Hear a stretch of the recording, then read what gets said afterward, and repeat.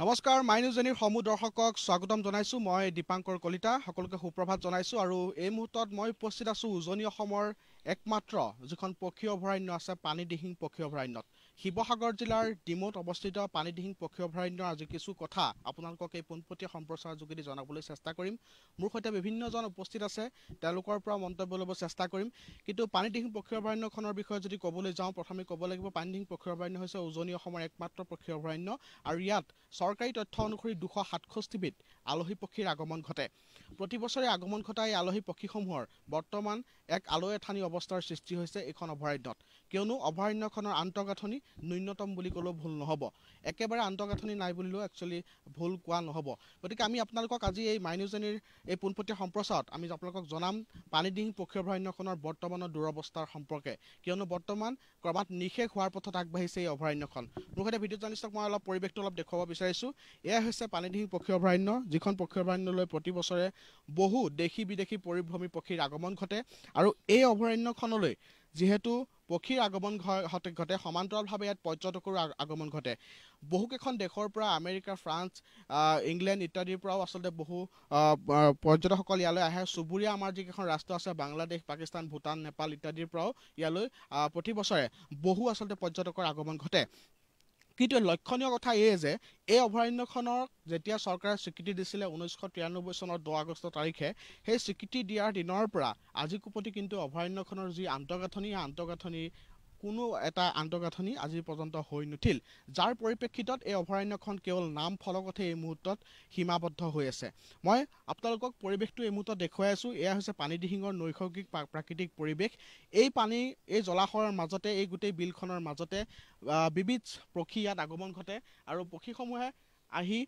তেওঁলোকে এই পানীদিহিঙৰ এই নিৰিবিলি পৰিৱেশত তেওঁলোকে থাকিব বিচাৰে কিন্তু এটা কথা পুনৰ কৈছো এই পক্ষীকুলৰ যি আগমন ঘটে আগমনৰ সমান্তৰালভাৱে পক্ষীকুলৰ নিধনযোগ্যও ইয়াত চলে গতিকে পানীদিহিং পক্ষী অভয়াৰণ্যখনত বিভিন্ন সময়ত বিভিন্ন আচলতে ঘটনা হৈ আহিছে ইয়াৰ আভ্যন্তৰত বহুখিনি ঘটনা হৈ আহিছে যিখিনি আমি আজি আপোনালোকক সম্পূৰ্ণৰূপে আমি ফাদিল কৰিবলৈ আমি এই মুহূৰ্তত আগবাঢ়িছোঁ মোৰ সৈতে এই মুহূৰ্তত টুৰিষ্ট গাইড এছ'চিয়েশ্যনৰ সভাপতি গৌতম হীৰা আছে শিৱসাগৰ জিলাৰ মই তেওঁৰ পৰা অকণমান জানিবলৈ চেষ্টা কৰিম কিয়নো এই অভয়াৰণ্যখনলৈ যিহেতু প্ৰতি বছৰে বহু দেশী বিদেশী পৰ্যটকৰ ইয়াত আগমন ঘটে সেই পৰ্যটকৰ আগমন ঘটাৰ সমান্তৰালভাৱে ইয়াত যথেষ্ট পৰিমাণৰ পক্ষীও পোৱা যায় কিন্তু পৰ্যটকসকলে আধা বাটৰ পৰা ঘূৰিবলগীয়া হয় কাৰণটো কি মই তেওঁৰ পৰা জানিব চেষ্টা কৰিম ইয়ালৈ যিহেতু দেশী বিদেশী বহু পৰ্যটক আহে কিন্তু পৰ্যটকসকল দেখা যায় তেওঁলোকে পক্ষী চাবলৈ নাপায় তেওঁলোকে আধা বাটৰ পৰা যাব লগা হয় কি সমস্যা আছে নহয় চাওক প্ৰথম কথা হ'ল মই এজন ইয়াৰ স্থানীয় যুৱক হোৱাৰ লগতে আছাম টুৰিজিমৰ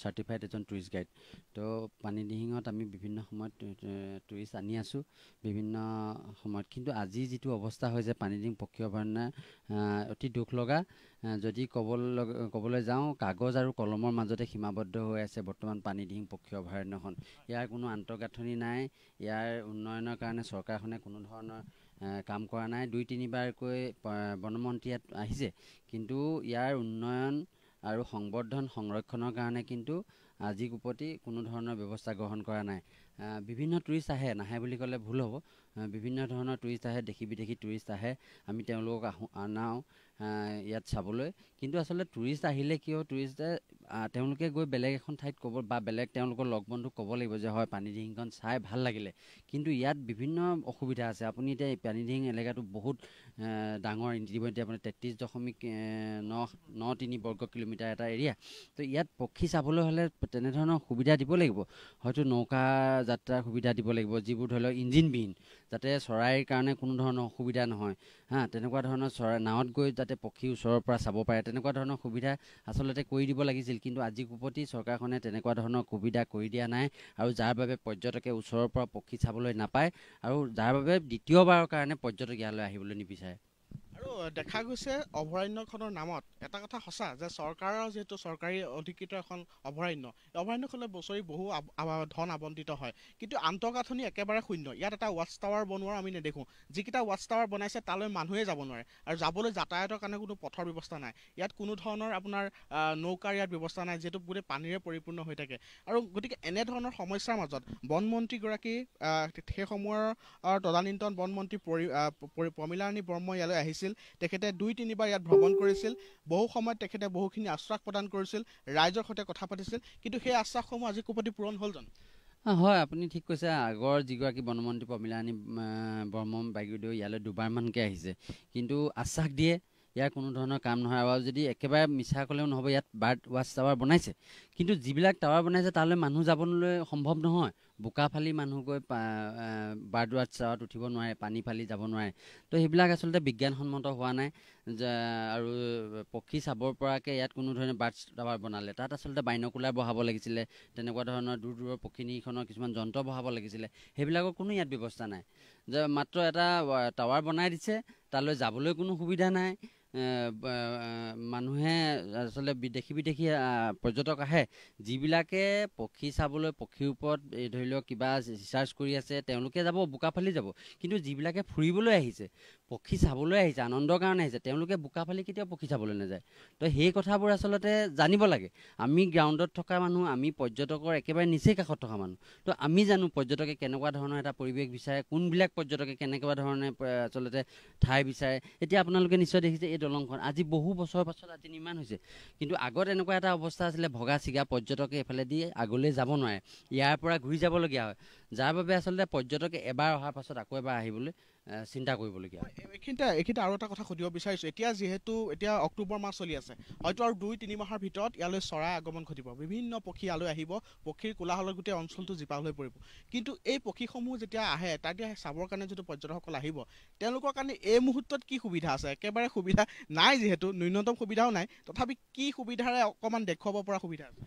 নাই, একেবাৰে নাই মানে আমি কিছুমান সুবিধা কৰি লৈছোঁ। ইয়াত যিহেতু মাছমৰীয়া বিভিন্নজন মানুহ আছে, তেওঁলোকৰ নাওবিলাক আমি ভাড়াত লওঁ, তেওঁ কিবা এটা পায়, বা এজন নাৱৰীয়া লওঁ, তেওঁ কিবা এটা পায়, যাৰ দ্বাৰা আমি পৰ্যটকসকলক নাৱেৰে পক্ষীৰ ওচৰলৈ লৈ যাওঁ। কিন্তু এই নাওবিলাক আচলতে পৰ্যটকৰ কাৰণে সুৰক্ষিত নহয়, আৰু মানে ক'ব লাগিব সুবিধাজনক নহয়। কাৰণ লাইফ জেকেটটো নাথাকে, সুৰক্ষিত নহয়, সেইটো ৰিস্ক ল'বলগীয়া হয় আমি। আৰু যিহেতু তলফালে পানী থাকে, পৰ্যটকে সেইটো নিবিচাৰে। সুবিধাজনক অত্যাধুনিক আচলতে নাও ইয়াত থাকিব লাগিছিলে, যাৰ ব্যৱস্থা আজি পৰ্যন্ত বিভাগীয় কৰ্তৃপক্ষই কিন্তু কৰি দিয়া নাই। তো আৰু আছে ইয়াত এতিয়া চৰকাৰী তথ্য অনুসৰি 267বিধ পক্ষী, দেশী বিদেশী পক্ষী ইয়াত পোৱা যায়। আৰু 2-3 মাহৰ পাছত ইয়াত পৰিভ্ৰমী পক্ষীসমূহ আহিব। কিন্তু এতিয়াও ইয়াৰ যিবিলাক লোকেল বাৰ্ডছ, বাহিৰৰ পৰা অহা পৰ্যটকে কিন্তু সেইবিলাকহে চাব বিচাৰে, কাৰণ তেওঁলোকৰ তাত পৰিভ্ৰমী চৰাইবোৰ তেওঁলোকে দেখি থাকে। আমাৰ ইয়াৰ যিবিলাক লোকেল চৰাই, সেইবিলাক ইয়াত এতিয়াও উপলব্ধ, আৰু সেইবিলাক চাবলৈ আচলতে স্পটত মানে য'ত চৰাইবোৰ থাকে তালৈ যাবলৈ তেওঁলোকৰ সুবিধা নহয়। আপোনাক ধন্যবাদ জ্ঞাপন কৰিছোঁ।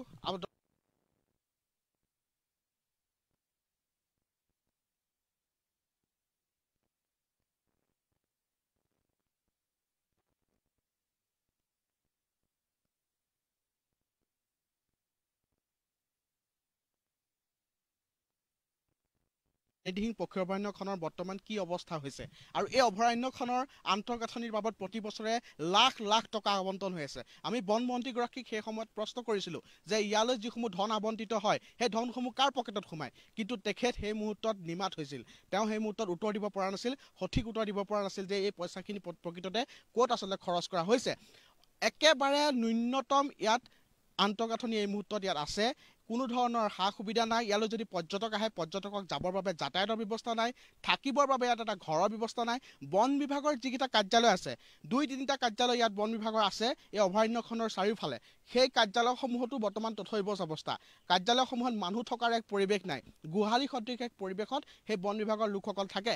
বিভিন্ন সময়ত হাতীৰ আক্ৰমণ ঘটে, হাতী আৰু মানুহৰ সংঘাত এই অঞ্চলটোত দীৰ্ঘদিন ধৰি চলি আহিছে। কিন্তু এই সকলোবোৰ বিষয় আওকাণ কৰি ইয়াত আচলতে কি চলিছে এই মুহূৰ্তত, সেয়া হয়তো চৰকাৰৰ সেই বৰমূৰীয়াসকলে জানিব, বন বিভাগৰ বৰ্তমানৰ মন্ত্ৰী পৰিমল শুক্লবৈদ্যই হয়তো জানিব। মোৰ সৈতে এই মুহূৰ্তত এজন প্ৰকৃতিপ্ৰেমী আছে, তেওঁৰ যিহেতু এই গোটেই যিখন অভয়াৰণ্য, এই অভয়াৰণ্যখনৰ সৈতে বিভিন্ন সময়ত তেওঁ মান মাতি আহিছে, অভয়াৰণ্যখনৰ হৈ অভয়াৰণ্যখন ৰক্ষা কৰাৰ ক্ষেত্ৰত তেখেতে মান মাতিছে। মই বুধেন কলিতা আপোনাক অলপ এইফালে মাতিছোঁ। দেখা গৈছে কেৱল আমি অভয়াৰণ্য বা ৰাষ্ট্ৰীয় উদ্যান বুলিলে দীপৰ বিল বা কাজিৰঙা, পবিতৰা এনেধৰণে আমি বুজোঁ, কিন্তু পানীদিহিঙৰ আজিৰ যিটো অৱস্থা, ইয়াৰ মূলতে কাৰণ কি, আপুনি কি কয়? নমস্কাৰ। পানীদিহিঙৰ আজি মূলতে হৈছে পক্ষীৰ যিখিনি 165বিধ বা 67বিধ পক্ষী য'ত পানীডিং পক্ষী অভয়াৰণ্য ভিতৰত মানে পোৱা বুলি স্বীকৃত হৈ আছে। এতিয়া পানীডিং পক্ষী অভয়াৰণ্যৰ ভিতৰত পক্ষী নোহোৱা কাৰণ হ'ল পৰ্যাপ্ত পৰিমাণে খাদ্যৰ অভাৱ হৈছে।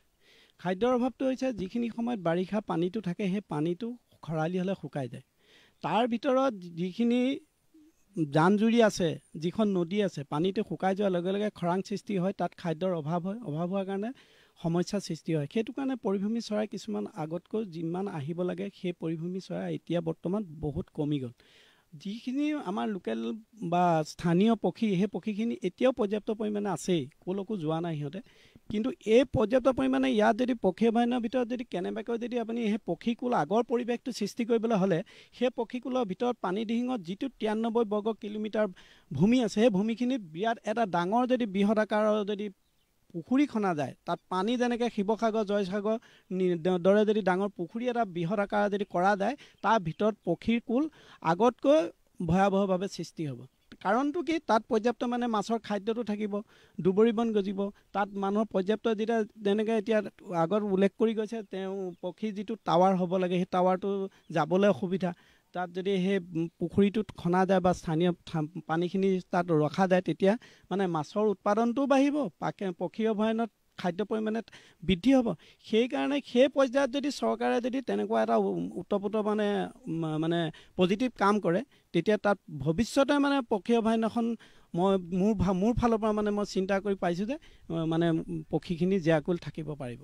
এই মুহূৰ্তত আৰু এটা চিন্তনীয় বিষয় হৈছে, সেইটো হৈছে যে ইয়াত যিমান পক্ষী আহে সেই পক্ষীসমূহৰ প্ৰায় আধাখিনি পক্ষীয়ে আচলতে নিধন কৰি দিয়া হয়। ইয়াত দুষ্কৃতিকাৰীৰ পক্ষী নিধন যজ্ঞ চলে। এই ক্ষেত্ৰত কিন্তু বন বিভাগ নীৰৱ হৈ থাকে। প্ৰতি বছৰে লাখ লাখ পক্ষী ইয়ালৈ আহে, তাৰ ভিতৰত বহু পক্ষী ইয়াত নিধন কৰি দিয়া হয়। বস্তাই বস্তাই শিৱসাগৰলৈ লৈ যোৱা হয়, বস্তাই বস্তাই চুবুৰীয়া ডিমৌলৈ লৈ যোৱা হয়, ওচৰৰ সমীপৰ মৰাণলৈ লৈ যোৱা হয়, সমীপৱৰ্তী যিবোৰ নগৰ চহৰ তালৈ লৈ যোৱা হয়। কিন্তু বন বিভাগ এই ক্ষেত্ৰত চকু মুদাৰ কুলি ভাৱত তেওঁলোকে অৱস্থান কৰি আছে। এই ক্ষেত্ৰত কি ক'ব? পক্ষী নিধন যজ্ঞটো আচলতে দীৰ্ঘদিন ধৰি যিহেতু চলি আহিছে।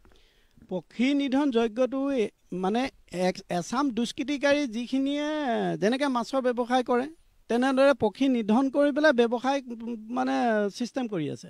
পক্ষীটো এতিয়া কীটনাশক দ্ৰব্য দি ধৰক মানে পক্ষী নিধন কৰিছে, জাল পাতি নিধন কৰিছে, বস্তাই বস্তাই মানে পক্ষী বিক্ৰী কৰি আছে চোৰাংকৈ। গতিকে এই পক্ষী নিধন আমাৰ যিখিনি বন বিভাগৰ স্থানীয় বন বিভাগ আছিলে, সেই বন বিভাগটো একচুৱেল মানে কিবা ডিউটি কৰিব লাগে, কৰিছে। আৰু এতিয়া আমি নিজৰ চকুৰে দেখিছোঁ, এতিয়া আমি য'ত নিউজ কৰি আছোঁ তাত এতিয়া কোনো বন বিভাগৰ মানুহ এজনকো আমি নাই দেখা। য'ত বন বিভাগৰ তাত মানে বিত্ত অফিচটোত থাকে, খাই বছ, ইমানেই তাহাঁতৰ ডিউটি। কিন্তু ভিতৰত কি হৈছে কি নাই হোৱা এইটো বিষয় লৈ আজি ইমান 93 বৰ্গ হেক্টৰ ভূমিত 5জন বা 6জন মানে বন বিষয়াই এইটো যে এটা মানে সুৰক্ষিত কৰিব পাৰিব, তাৰো ধৰূপ সত্য নহয়। মানে আপোনাক ধন্যবাদ জ্ঞাপন কৰিছোঁ। এই মুহূৰ্তত যিসকল দৰ্শক আমাৰ সৈতে সংযুক্ত হৈছে তেওঁলোকক ইয়াতে জনাওঁ যে এইখন হৈছে উজনি অসমৰ একমাত্ৰ পক্ষী অভয়াৰণ্য, পানীদিহিং পক্ষী অভয়াৰণ্য। আপোনালোকে নামটো পূৰ্বতে হয়তো শুনিছেনে নাই সেয়া মই নাজানো, কিন্তু মই আপোনালোকক ইয়াৰ যিখিনি আচলতে ভিতৰৰ যিসমূহ প্ৰকৃত যি সত্য, সেই সত্য আজি মাইনী উজনিৰ দৰ্শকসকলৰ আগত আমি ফাদিল কৰিছোঁ। সেয়া হৈছে যে 33.93 বৰ্গ কিলোমিটাৰ আগুৰা এই বিশাল আচলতে এলেকাৰ এই পানীদিহিং পক্ষী অভয়াৰণ্যখনৰ বৰ্তমানৰ যিটো অৱস্থা, এই অৱস্থাক লৈ পেলাই যথেষ্ট প্ৰশ্নৰ উদয় হৈছে। কিয়নো বন বিভাগৰ ফালৰ পৰা ইয়াত কোনো ধৰণৰ কামেই এই মুহূৰ্তলৈকে কৰা হোৱা নাই। পক্ষী অভয়াৰণ্যখনৰ সংৰক্ষণ লাগিলে সংবৰ্ধনেই হওক বা এই পক্ষী অভয়াৰণ্যখন পৰ্যটন ক্ষেত্ৰত জিলিকাই তোলাৰ ক্ষেত্ৰত যিখিনি পদক্ষেপ, যাৱতীয় পদক্ষেপ চৰকাৰৰ ফালৰ পৰা গ্ৰহণ কৰিব লাগে, সেইসমূহ পদক্ষেপ আজিকোপতি হৈ উঠা নাই। আৰু সমান্তৰালভাৱে যদি ক'বলৈ যাওঁ, যিটো অভিযোগ উঠিছে যে ইয়াৰ ভিতৰত পক্ষী অভয়াৰণ্যখনৰ ভিতৰত যি অবাধ হাৰত যি পক্ষী নিধন যজ্ঞ প্ৰতি বছৰে হৈ আহিছে, এই পক্ষী নিধন যজ্ঞত বন বিভাগৰ হাত আছে নেকি? বন বিভাগ এক প্ৰকাৰ নিধিৰাম চৰ্দাৰৰ ওপৰত তেওঁলোকে ইয়াত অৱস্থান কৰি আছে। আজিকোপতি ইয়াত এজনো দুষ্কৃতিকাৰী ধৰা তেওঁলোকৰ হাতত হয়তো তথ্য নাই যে আমি পক্ষী নিধন কৰা এইজন দুষ্কৃতিকাৰীক ধৰি কৰায়ত্ব কৰিছোঁ বা জেল হাজতলৈ প্ৰেৰণ কৰিছোঁ। গতিকে এনেধৰণৰ বহু আচলতে প্ৰশ্ন বন বিভাগলৈ এই মুহূৰ্তত আমি জনাব বিচাৰিছোঁ। মই সমান্তৰালভাৱে পৰিৱেশটো অলপ পুনৰ আপোনালোকক দেখুৱাব বিচাৰিছোঁ। পানীদিহিং পক্ষী অভয়াৰণ্যখনৰ যি নৈসৰ্গিক প্ৰাকৃতিক পৰিৱেশ, এই প্ৰাকৃতিক পৰিৱেশে সকলোকে আকৰ্ষিত কৰে। কেৱল অসমেই নহয়, কেৱল ভাৰতেই নহয়, দেশৰ বিভিন্ন প্ৰান্তৰ লগতে বহু দেশী বিদেশী পৰ্যটক ইয়ালৈ প্ৰতি বছৰ আগমন ঘটে। কিন্তু সেই পৰ্যটকসকল ইয়ালৈ অহাৰ লগে লগে তেওঁলোকক যি আতিথ্যৰ যি ব্যৱস্থা কৰিব লাগে, সেই আতিথ্যৰ ব্যৱস্থা আজিলৈকে এই অভয়াৰণ্যখনত নহ'ল। মই এক কথাত ক'ব গ'লে কেৱল নাম ফলকত সীমাবদ্ধ হৈ আছে এই এইখন প্ৰাকৃতিক পানীদিহিং পক্ষী অভয়াৰণ্য গতিকে এতিয়া নিৰ্বাচন সমাগত জনপ্ৰতিনিধিলৈ আমাৰ প্ৰশ্ন যে কেতিয়ালৈ এই পানীদিহিং পক্ষী অভয়াৰণ্য অসমৰ পৰ্যটন ক্ষেত্ৰত জিলিকি উঠিব সেয়া এই মুহূৰ্তত আটাইতকৈ ডাঙৰ প্ৰশ্নৰ বাবে বিবেচিত হৈছে মই আজি এই পোনপটীয়া সম্প্ৰচাৰ যোগেদি আপোনালোকক ইমানখিনি জনালোঁ আৰু পৰৱৰ্তী সময়ত আমি জনাই যাম পানীদিহিং পক্ষী অভয়াৰণ্যত কি ঘটনা হৈ থাকে আমি পাৰিলে অভ্যন্তৰৰ পৰা আপোনালোকক দেখুৱাবলৈ চেষ্টা কৰিম গতিকে মই এই পোনপটীয়া সম্প্ৰচাৰৰ পৰা এই মুহূৰ্তত বিদায় লৈছোঁ কিন্তু বিদায় লোৱাৰ পূৰ্বে পুনৰ কৈছোঁ যে এইখন হৈছে পানীদিহিং পক্ষী অভয়াৰণ্য কেৱল আপোনাৰ মোৰ নহয় সকলোৰে এক উমৈহতীয়া সম্পদ এই উমৈহতীয়া সম্পদবিধক আমি জীয়াই ৰখাটো ৰক্ষা কৰাটো উদ্ধাৰ কৰাটো আমাৰ বাবে অতিকৈ দৰকাৰী অতিকৈ প্ৰয়োজনীয় এই মুহূৰ্তত অতিকৈ প্ৰাসংগিক যিটো সময়ত প্ৰকৃতি ৰক্ষাৰ কথা চৰকাৰে কৈ আছে যিটো সময়ত বনজ সম্পদ ধ্বংস নকৰাৰ কথা চৰকাৰে কৈ আছে সেই সময়ত কিন্তু ইয়াত সকলো প্ৰকাৰৰ যিসমূহ সম্পদ আছে সেয়া লুণ্ঠন ৰাজ চলি আছে ধ্বংস হৈ আছে গতিকে এই মুহূৰ্তত চৰকাৰে যদি উচিত পদক্ষেপ হাতত লয় সেই তেতিয়াহে আচলতে লক্ষণীয় হ'ব এই পক্ষী অভয়াৰণ্যখন আচলতে অসমৰ লগতে দেশৰ যি পৰ্যটন ক্ষেত্ৰত জিলিকি উঠিব নে ইয়াৰ যি সমান্তৰালভাৱে যিসমূহ পক্ষীৰ আগমন হয় এই পক্ষী অভয়াৰণ্য পক্ষীসমূহৰ যি সুৰক্ষা সেই সুৰক্ষা নিশ্চিত হ'বনে এনেধৰণৰ বহু প্ৰশ্ন আচলতে অৱতাৰণা হ'ব গতিকে আমি এই মুহূৰ্তত আমাৰ এই পোনপটীয়া সম্প্ৰচাৰৰ পৰা এয়া আমি আহ্বান জনাইছোঁ বন বিভাগ তথা ঊৰ্ধ্বতম কৰ্তৃপক্ষলৈ ধন্যবাদ